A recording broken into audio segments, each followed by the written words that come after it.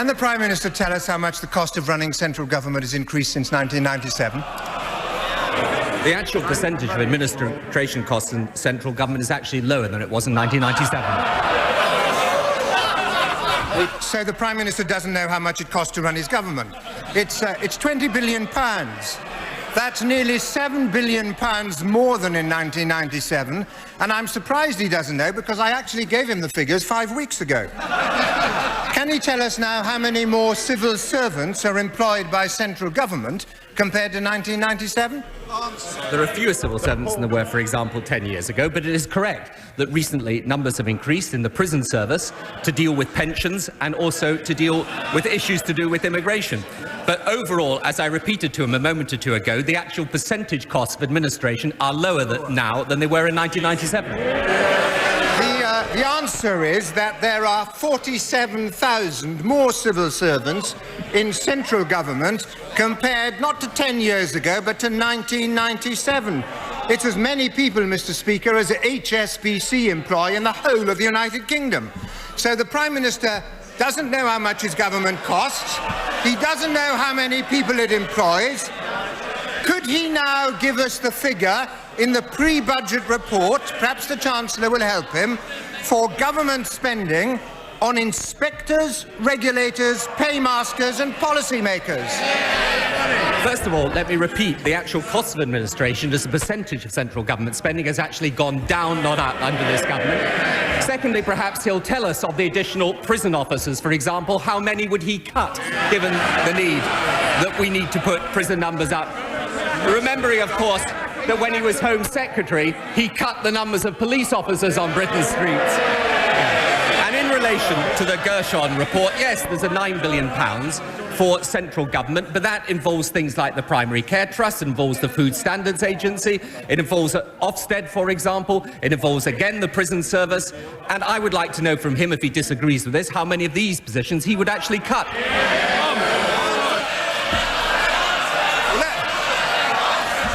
Remind the Prime Minister, this is Prime Minister's questions. I'll make the Prime Minister an offer. If he wants me to answer the questions, let him give me a slot every week for Leader of the Opposition's questions. I'd be very pleased to do that. He can choose the day. Any day of the week, I'd be very pleased to answer his questions. But just for the moment, he's still Prime Minister. It's my job to ask him questions, and it's his duty to answer them. Now, if the Prime Minister had got as far as page 140 of the pre-budget report, he may not have done that, but if he had, he'd have come to paragraph 647, and he'd have been told that the answer to my question was £12 billion. £12 billion! More than the entire budget of the Department of Transport. Is it any wonder, Mr. Speaker, that the Cabinet Secretary said last week that bureaucracy and paperwork are now the main concern of civil servants? Does the Prime Minister agree with him? First of all, let me just correct him again on his figures. The figures that he is giving are figures for the entirety of what central government and local government does. And the reason there is a figure in the pre-budget report is that for the first time, this government has actually put together the figures that there are. And perhaps again, Mr. Speaker, perhaps again, let us just be clear. Those aren't the only numbers of people employed that have gone up. We've also got 55,000 extra nurses. We've got 25,000 extra teachers. We've got 14,000 extra doctors. We've got 9,000 extra police. We've got 80,000 extra classroom assistants. And those are the reason why the results in the health service, education and law and order are going up under this government.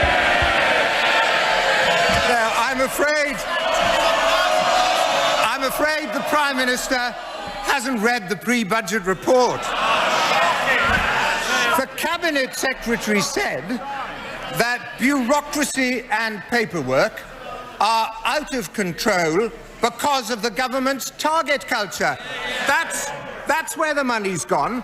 Can the Prime Minister confirm that according to the pre-budget report, I'll give him the reference again, it's page 237, table B24, public sector investment has almost halved under this government. Mr. Speaker, actually, public service investment is rising under this government, literally day in, day out. When we came to office, we were spending £30 per family in the health service, now £80 per family in the health service, and that is the result of the extra investment. And there is a reason why the school results are better today at Key Stage 3. There is a reason why, when we came to office, only half of the children at 11 were passing their tests. Now it is 3/4. There is a reason why every single indicator in heart disease, cancer, in national patient, inpatient, outpatient waiting lists are better than 97, and that is because of the extra investment.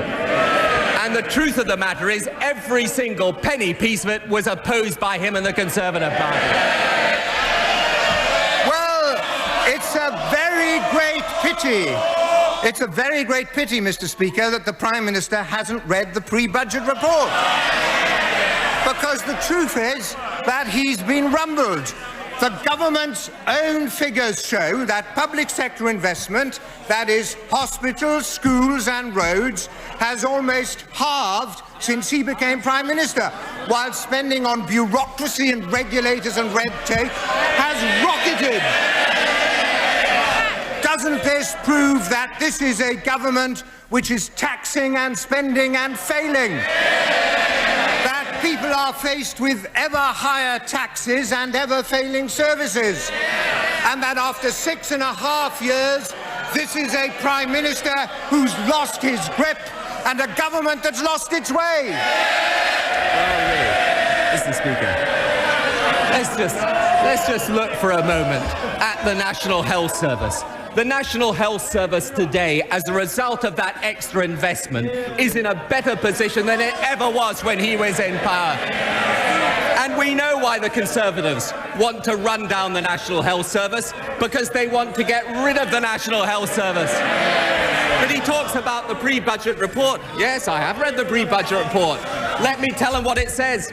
That as opposed to 3 million unemployed under the Conservatives, there's been 1.5 million extra jobs under Labour. As opposed to 10 and 15% interest rates, they're at their lowest level for decades under Labour. That as opposed to double-digit inflation, we've got the lowest inflation that we've had in ages. The past. Let's look at the present state of the Britain under this government. Order. The Leader of the Opposition's out of order. He shouldn't be waiting.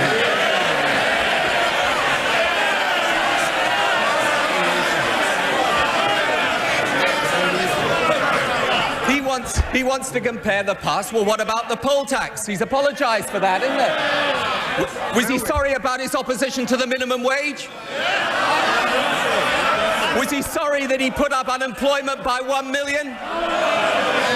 Was he sorry he cut police numbers when in power? He's not sorry he did it. Order. Mr. Mackay, don't tell me how to do my job. Order. The honourable member wouldn't know where to start.